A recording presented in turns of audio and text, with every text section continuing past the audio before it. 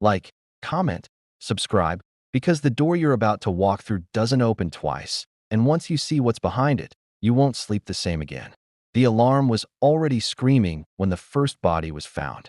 It lay face down in a corridor that technically didn't exist, a service passage buried beneath reinforced concrete and layers of administrative denial.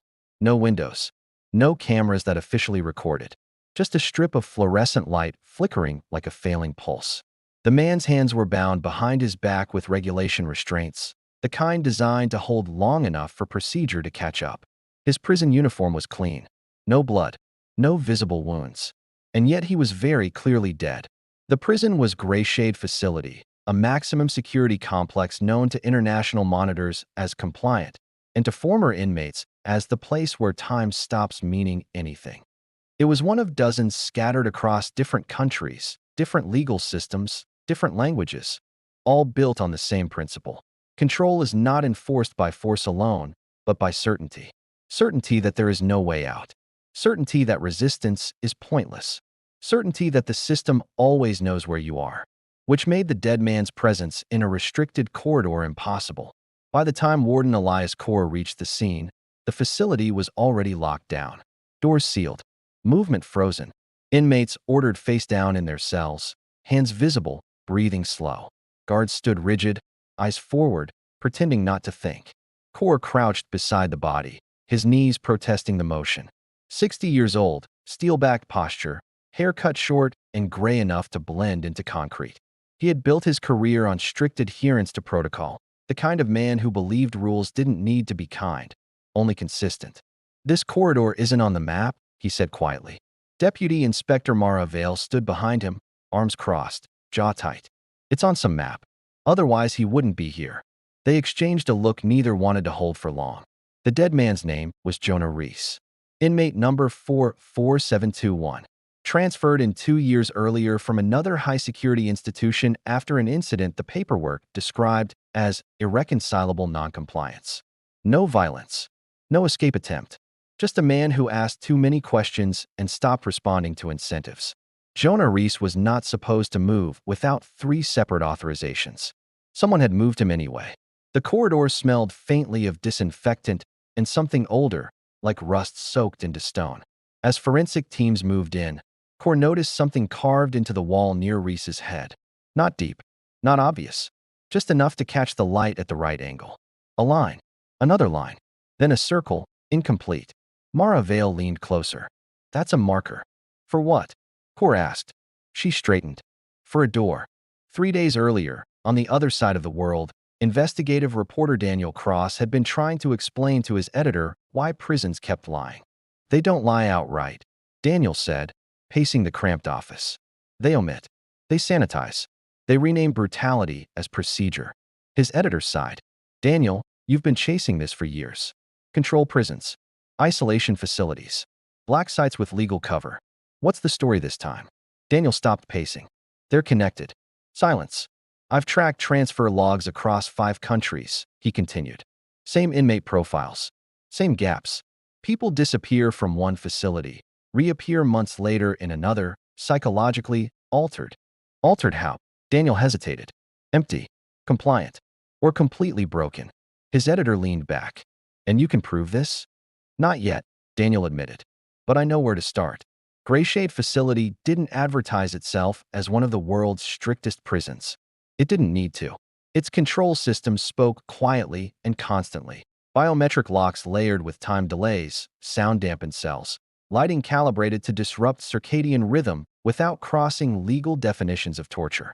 Inmates weren't beaten. They were managed. Jonah Reese had been one of the few who noticed the pattern. According to his psychological file, he had begun documenting sounds. Footsteps where no guard was scheduled, doors opening for seconds and closing again, vibrations beneath the floor at the same hour every night.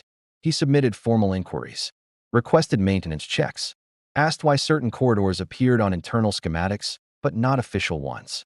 The requests stopped being logged.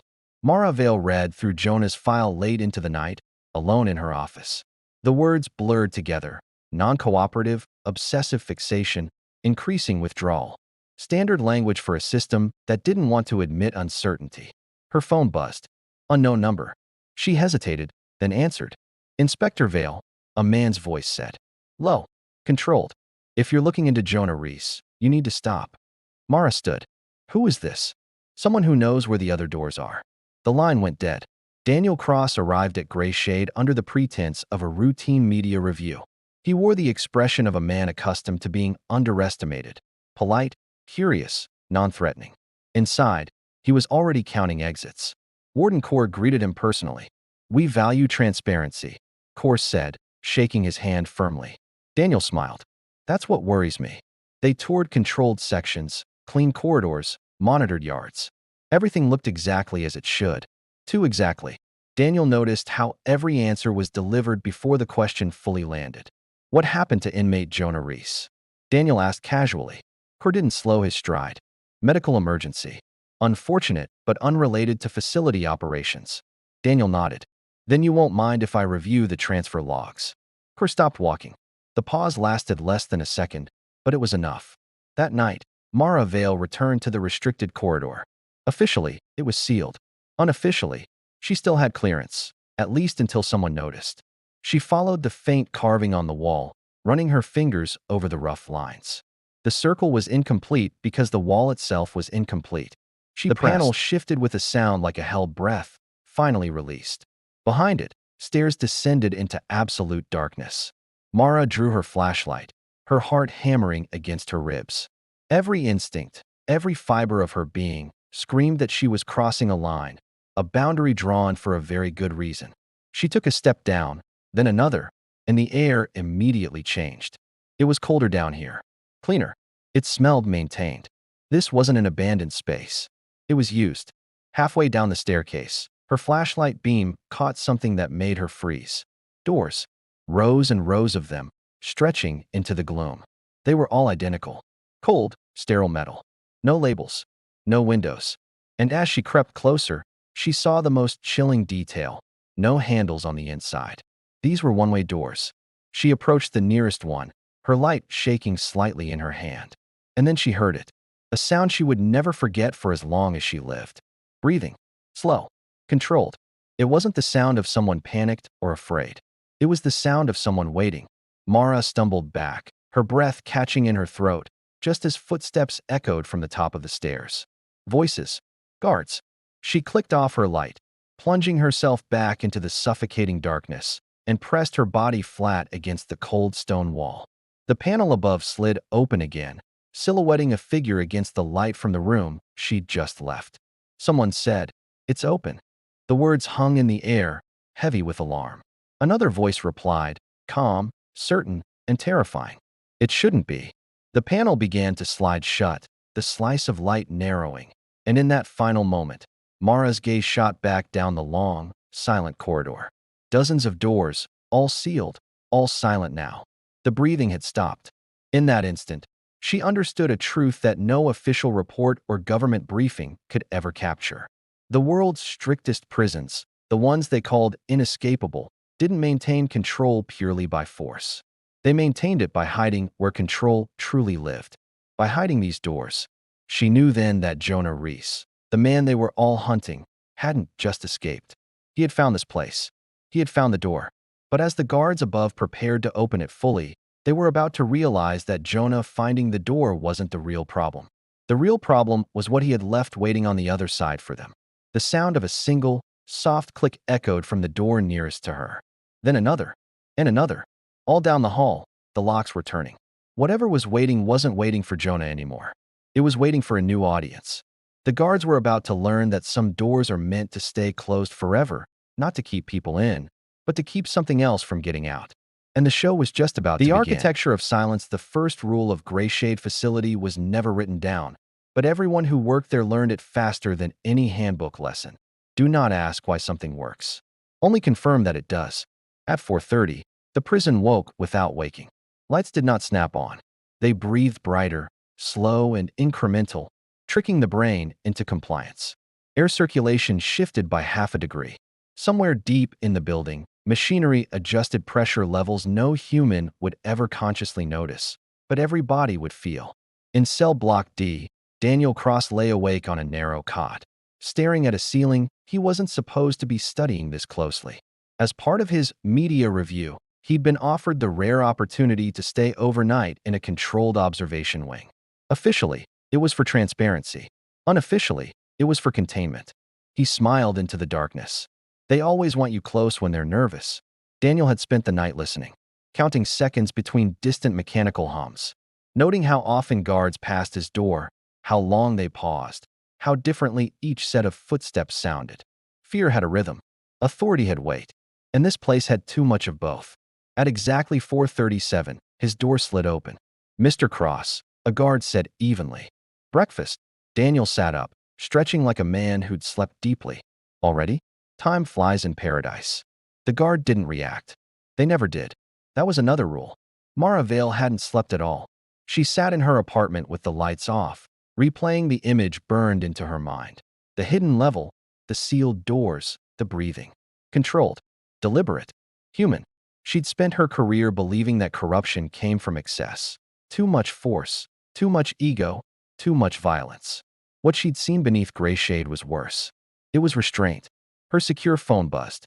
A text message, "No Cinder ID. You saw them. Now you're on the list." She deleted it without replying. Then she opened a file she hadn't touched in years. Project Atlas. Preliminary Oversight Review. Closed. The document was thin. Almost insultingly so.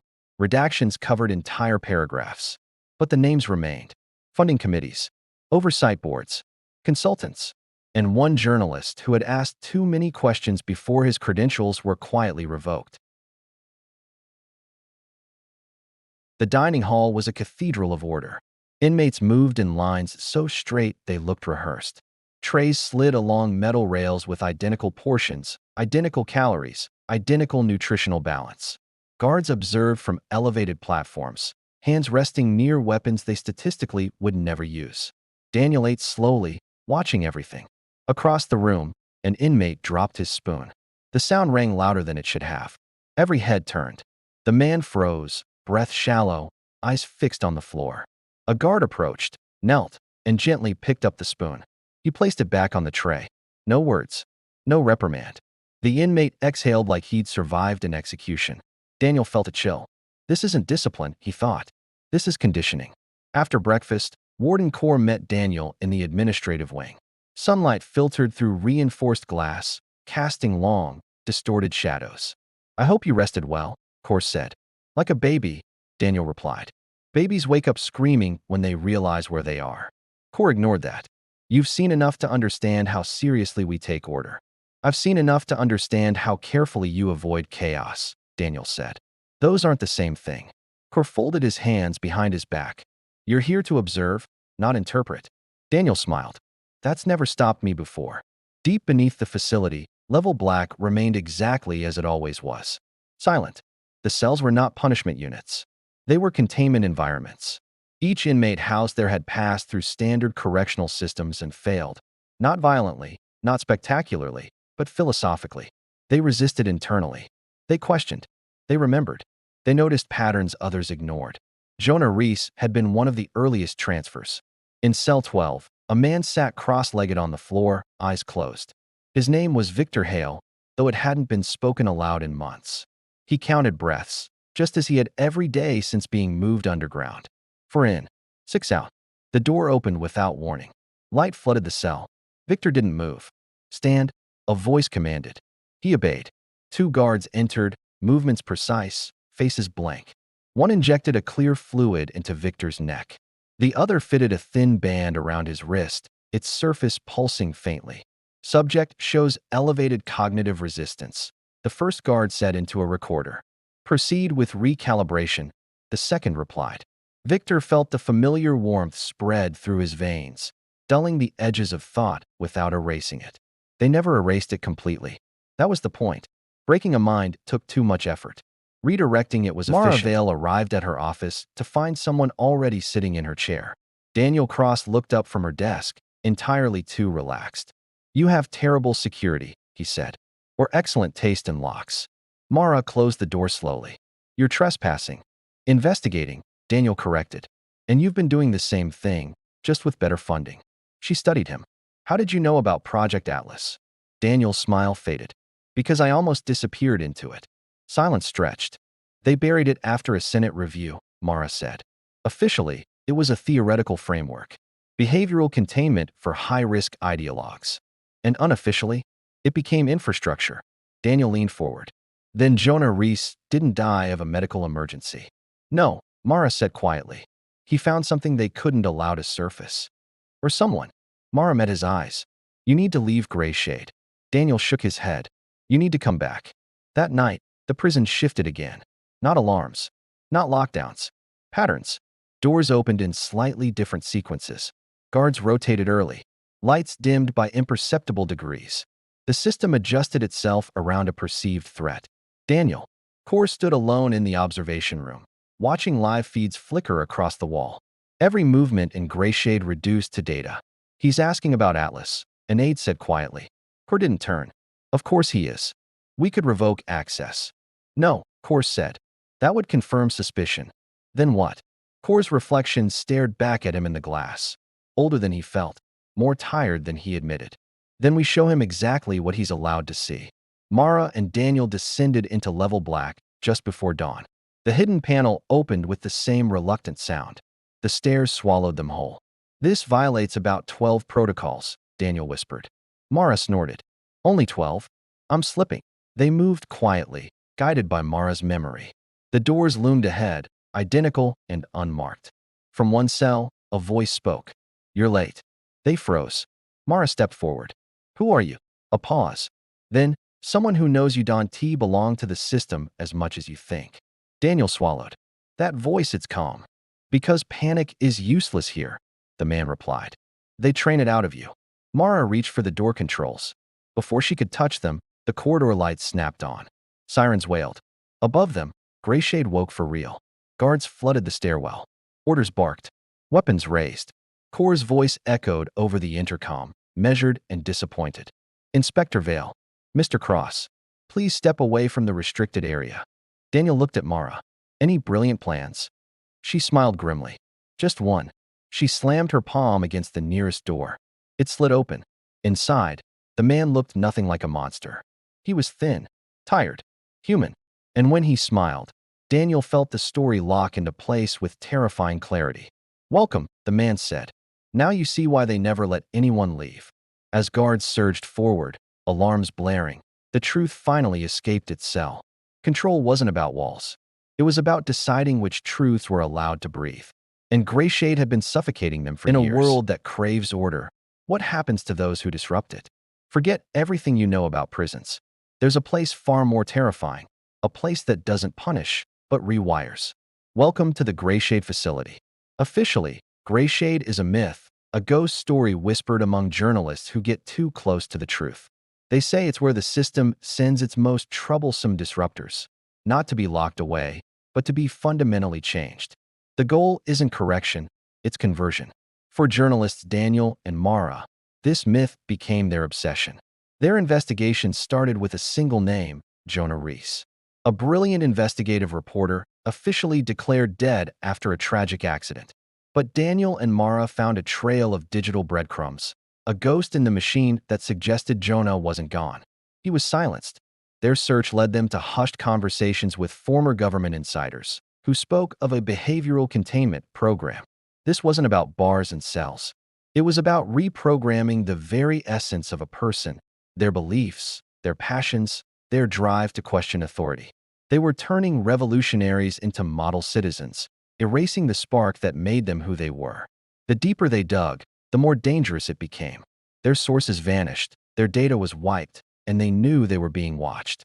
The official story of Jonah Reese's death began to crumble, revealing a carefully constructed lie designed to bury a terrifying truth. Then came the breakthrough.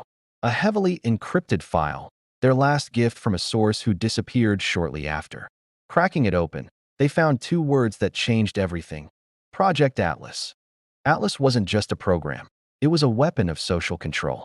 The file detailed a sophisticated psychological model designed to map and manipulate human behavior on a massive scale. It could predict dissent before it even happened and identify individuals likely to challenge the status quo. Gray Shade was its testing ground. The goal was to deploy Atlas globally, creating a perfectly obedient society, a world without rebels, where every thought is pre-approved. Inside the Atlas files, they found Jonah's profile. It documented his transformation step by step. They saw his brilliant, defiant mind being systematically dismantled and reassembled. The final entry was a video file. With trembling hands, they played it. There was Jonah Reese, not the passionate reporter they admired, but a hollowed-out version of him. His eyes were vacant, his voice monotone. He calmly recited state-approved talking points, denouncing his own life's work as reckless and harmful. He was a living ghost, a testament to Atlas's horrifying success. He wasn't dead. Something far worse had happened. Daniel and Mara were now at a crossroads. They had the evidence, the proof of a conspiracy that reached the highest levels of power. But releasing it would make them the next targets for Greyshade. The people behind Atlas would stop at nothing to protect their vision of a perfect, silent world. This is the story of Greyshade and the secrets it holds. It's a warning about the price of order and the terrifying power of technology in the wrong hands. It asks us a chilling question. Would you rather live in a world of chaotic freedom or one of perfect, engineered peace? The answer might not be as simple as you think. This story is a fictional exploration of control and dissent. If you find yourself struggling with difficult thoughts or feeling overwhelmed, please know that real help is available. You can reach out to a mental health professional or call a crisis hotline. You are not alone. Thank you for watching, and if you're intrigued by stories that challenge the world around us, make sure to subscribe. The confrontation came in the Central Command Hub. Screens lit up with live feeds from oversight agencies demanding access. Politicians posturing, lawyers circling.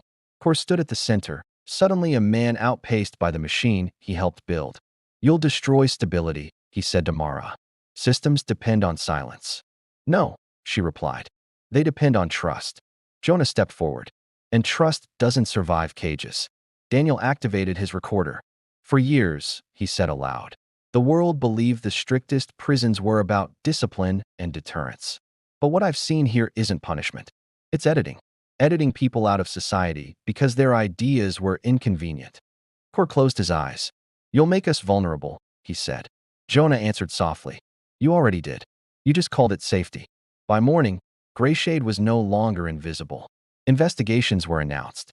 Committees disbanded themselves. Names leaked. Programs paused. Paused, but not erased. Jonah Reese was transferred to federal custody, officially rediscovered. His death certificate quietly amended. Mara resigned within the week. Daniel's expose broke records.